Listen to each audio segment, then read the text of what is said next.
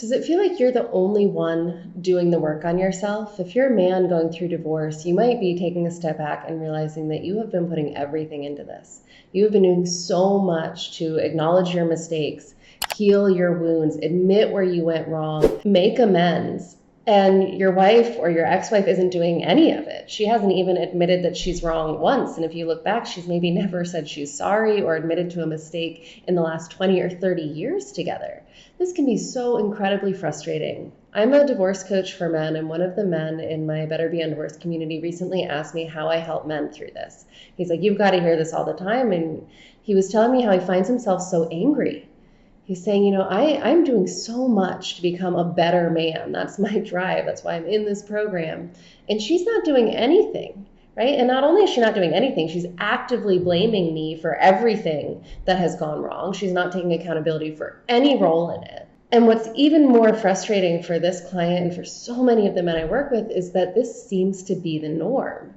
Right? All these men in my community are saying like, yeah, I feel the same thing. I see the same pattern. And then they go online and they look around and they're like, gosh, this is what divorce is these days, right? It's all the man's fault. The woman doesn't have to take accountability because it's all his fault, right? And there's just this male bashing, blaming of men going on. And unfortunately, this is often happening even in counseling sessions and couples counseling. There's a lot of men I work with who felt like they were really attacked. They went to counseling and the counselor took the ex-wife's side and it became all about how do we fix this man with no acknowledgement that the woman could have had any role in it or that she might be doing things wrong as well. And I've even seen this in private counseling, right, where she's not even there. The man tells his story and the counselor is there defending her and not supporting him. The other fear that comes up for my client and for a lot of men is, what about the next relationship, right? What about that woman? How am I going to know that she's going to be an equal partner, that she's going to hold herself accountable, take accountability, take responsibility, be interested in her own growth and not just blame things on me? Here I was in it for 20 years or 30 years. Is this just going to happen again? And that fear can be what drives a lot of men not to take the risk of dating or trying new relationships. But that's not a great answer either, because it leaves you lonely and disconnected and often quite bitter and angry. So I don't want that for you. I'm really grateful to my client for bringing up this question. I'm going to share a lot of what I told him in my Better Be Undivorced community with you here today, because I know so many of you are struggling with this same very painful issue. So there's two sides of this that we need to look at. First, it's really important to acknowledge that there is this very toxic climate right now out there in the world, especially on the internet, around women's empowerment and feminism. Any kind of personal growth work that encourages somebody to develop a victim mentality and only seek the source of their suffering outside of themselves, to blame everything and not to look inward and work on themselves or work to understand themselves. Any really outward focused program that's not personal growth or personal development. That is just creating more victims, creating more pain, more suffering. It is not helping somebody self-actualize or grow.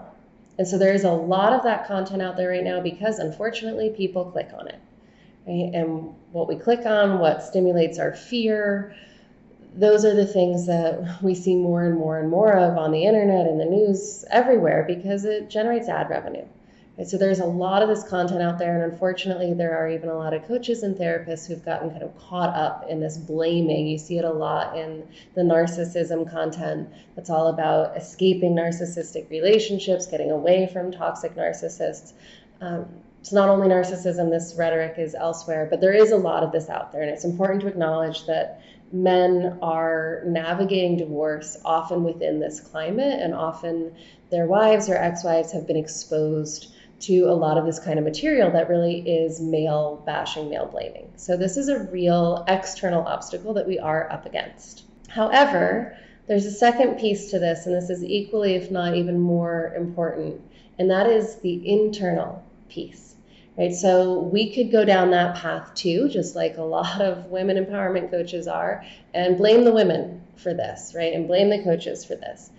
But we don't have a lot of control over them or what they do, and there's actually another path. We can go inward, and there's some really important questions to answer on the inside. Because even though there is this current climate out there on the internet around women's empowerment, not every woman has succumbed to it. Not every woman believes it. There are many women out there who are equally interested in self-growth, taking personal responsibility, and becoming better partners, better people, better women. So some of these women do exist. There are women out there doing this work, and one of the great joys for me as a coach supporting men is I get to see men meeting them all the time. My clients, 6 months, a year into this work, into the Better Beyond Divorce program, they go back out, they start dating, and again and again and again, I hear men saying, wow, I didn't know women could be like this. I never expected to meet a partner like this. From day one, the communication has been open and honest, and she is curious, and she is talking about her mistakes in the past and how she's trying to learn and grow. And there's this whole level of communication when two people come together who are both genuinely trying to figure their shit out and become better people and better partners and live a better life. When two people come together from that mindset, relationships are completely different. And I get to see this happening for men who have been married for 40 years and are back in the dating scene, and they're scared and they don't know what to expect, and then they have these amazing experiences. I'm going to give you 3 quick examples because I know for a lot of you this is a real pain point. It's hard to believe. And then I'm going to show you how you get there so that you can actually have relationships like this going forward, and so you can free yourself from some of the frustration that you're feeling right now with your wife or your ex-wife. So 3 quick examples. One of the early clients, I think I've got an interview with him here on YouTube. If you want to see the whole story, you can go and see my interview with Bob. He was one of my my second round of Better Beyond Divorce clients a few years ago. Bob met a girl he was dating after he had done a lot of internal work. He was younger, he was in his late 30s, but had 2 young kids. His wife left him for his best friend. It was just a lot of betrayal, a lot of pain. He'd had to move. They had recently moved to a different state, so he wasn't around his family and friends. But he was going through all of the pain that you know so well. He did all of this work. He healed a lot of his own past wounds, and he did get to the point where he started dating again. And within just a few months, met a woman that he was very drawn to. And he posted in my Better Beyond Divorce community, and he said that in just 4 months with her, he feels closer to her than he ever did with his ex-wife. The level of communication, vulnerability, and honesty between them was night and day. I got to see it with Bob. He was one of the first men I got to see going back to dating, but since then I've seen it again and again and again. I have another fellow who's done an interview on here, Tommy, went through a terrible divorce, teenage kids, a lot of alcohol involved on his wife's side, a lot of verbal abuse. His nervous system was so distressed, having hands shaking, arms shaking throughout the day at work, just constantly in this fight or flight, feeling really, really stuck. By the end of BBD, Tommy's dating. He's now actually engaged to a wonderful woman that he met, and he said the same thing. The level of honesty, the level of safety, the level of vulnerability is night and day. I didn't know relationships could be like this.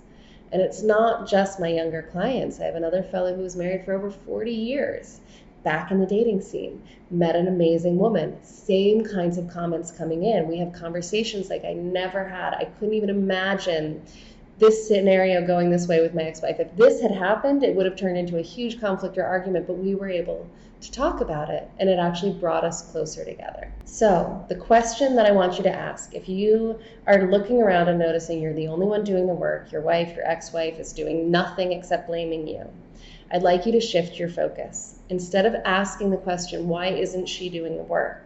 Start asking yourself, why do I want to be with a woman who refuses to do the work on herself, who either refuses or is not capable of doing the work on herself? This is not a frivolous question. Really ask yourself, why do I want to be with a person who refuses to take any personal accountability, who doesn't say they're sorry, who doesn't help me feel supported, loved, cared for? And then ask yourself, these are difficult questions, but sit down and ask yourself, when was the last time that you felt deeply loved? When was the last time you felt supported? My client who asked this question, he said, wow, when I sit back and realize the last time I felt supported by her was over 10 years ago. I saved the note because it was so impactful. And then that makes us ask the next question. Why didn't you see this for so long? What made you stay with someone who wasn't supportive, who wasn't affectionate, who didn't make you feel seen or heard or deeply loved, who was unwilling to work on themselves, admit their mistakes, say they were sorry. Why did you turn a blind eye to that for all of these years, for 10, 20, 40 years? This is a hard question, and it is not about self-judgment, it is about self-awareness. Because if we don't understand why we behave in certain ways, it is very, very difficult, if not impossible, to change our patterns. And what I hear from my clients is that they don't want this relationship again. They don't want to be in this position again where they're the only one who's trying, where they're the only one who is willing to work, who is willing to change, who is willing to do this difficult internal reflection. So if you want that to change, you've got to get to the bottom of why you chose a partner and stayed with a partner like your ex-wife. What's behind that? These questions are going to make you explore deeply seated beliefs, beliefs that you might not even recognize as beliefs because you learned them so long ago that they just seem rooted in a part of who you are. There's one that's really common that I'll share with you, and this might be the case for you. For a lot of men, the root cause, the reason they get into these kinds of relationships and stay in them for so long is because they self-identify as a rescuer. Right? Their identity, their self-worth is wrapped up in being this white knight who comes in and saves the day, rescuing the helpless princess. But if a part of your identity is rescuer or savior, well, you have to have someone to save. There has to be someone to rescue, right? You can't be a very successful white knight if the princess has spent all of her time up in that tower learning how to rock climb.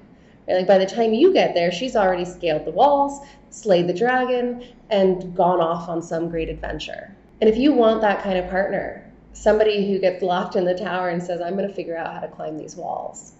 If you want somebody who's willing to do the work, to take responsibility for what happens to them, for who they are, for their own growth, if you want that kind of partner, you're not going to find them riding around as a white knight. You're going to be going to all of these towers full of helpless maidens who haven't lifted a finger for their own salvation, when the independent, equal partner kind of woman that you actually want to share your life with is already out having some great adventure of her own. But there's a problem here, because if you want that kind of partner, if you want somebody who's as willing as you are to work at the relationship and to work on themselves, you have to let go of your identity as the white knight.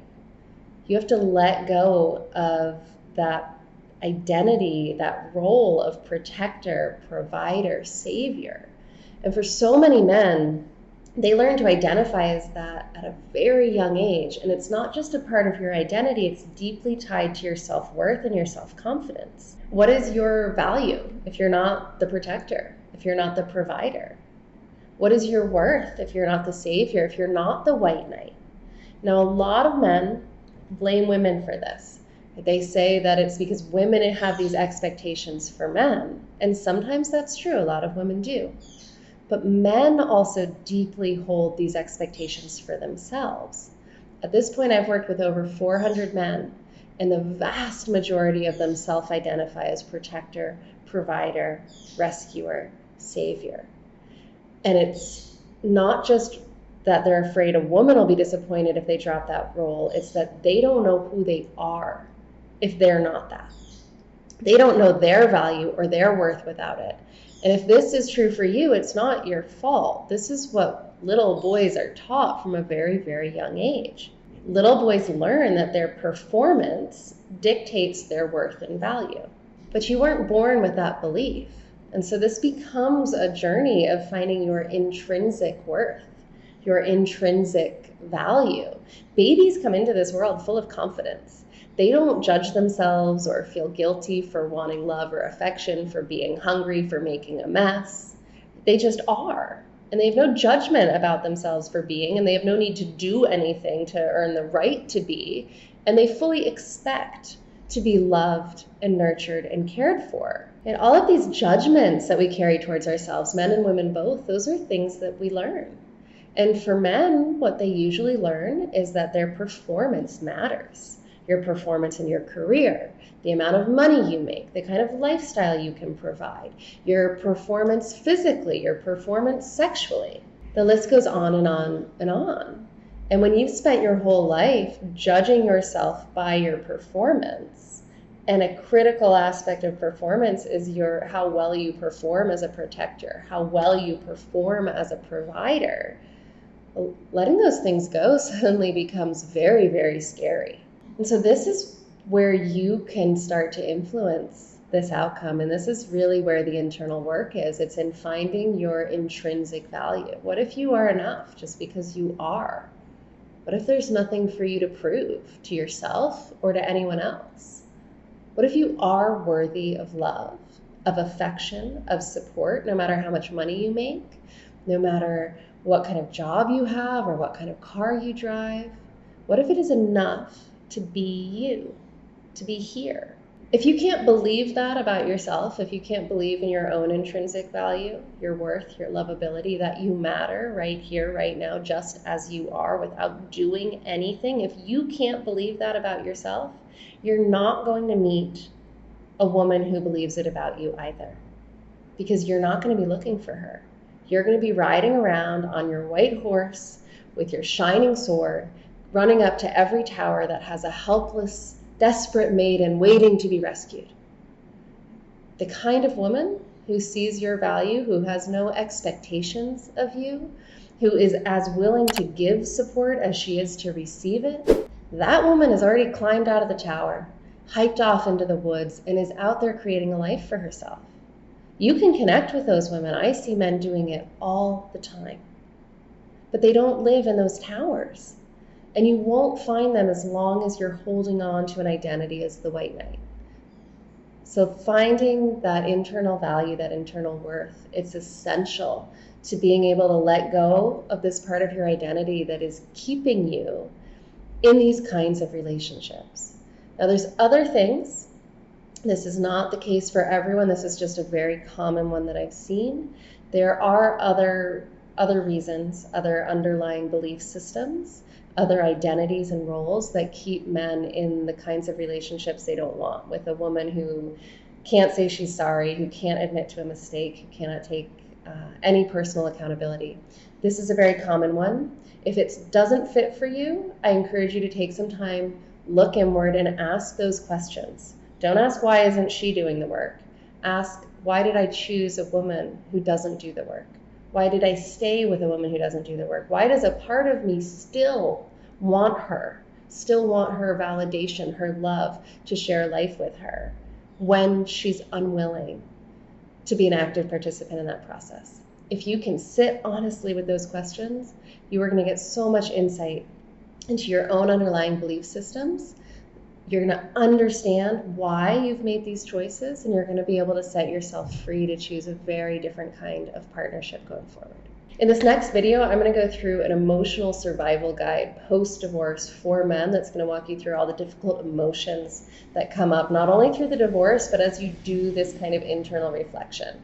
So if you are feeling a little bit overwhelmed or scared or angry right now as you're thinking about doing this inner work, come with me into this next video. It's going to give you concrete tools to work with all of these difficult emotions. I'll see you in the next video.